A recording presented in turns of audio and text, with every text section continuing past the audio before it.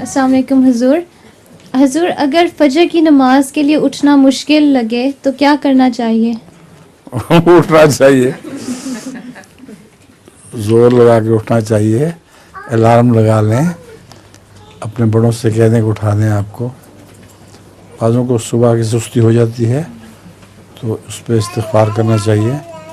सुबह की नमाज़ बहरहाल वक्त पे पढ़नी चाहिए, क्योंकि कुरान करीम में अल्लाह ताला फरमाता है किताब मक़ूता, नमाज जो है ये मुअय्यन वक्त पर होती है और इसके मुताबिक अल्लाह ताला उनसे पूछेगा।